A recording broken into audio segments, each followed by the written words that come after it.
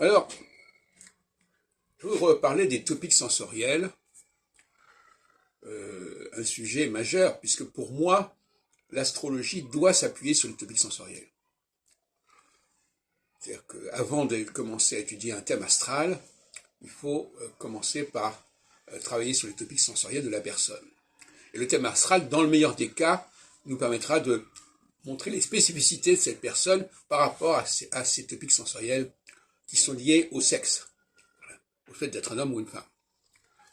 Et je voudrais signaler surtout ce point, à savoir que, j'en reviendrai plus tard.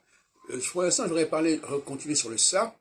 Le ça, c'est une cause de déchéance, c'est une cause de honte.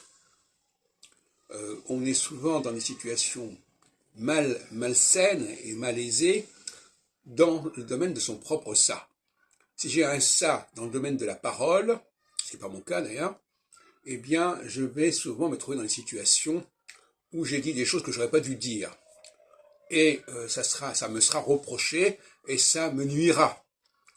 Si inversement j'ai le ça dans le domaine olfactif, eh bien à ce moment-là, on me reprochera de ne pas faire attention assez aux odeurs vestimentaires, aux odeurs corporelles, et ça sera un souci de honte et de défaveur, et de dégradation éventuellement. Voilà. Et alors, pour terminer, je continuerai en disant que paradoxalement, on peut être jaloux du ça de l'autre. Le fait que l'autre ait une certaine liberté dans un domaine où moi je n'accorde pas de liberté, parce que là dans ce domaine-là j'ai un sur moi, eh bien quelque part on se dit bon effectivement il a pu abuser de ses libertés, il a pu payer cher cette liberté, mais enfin c'est quand même quelque chose d'important.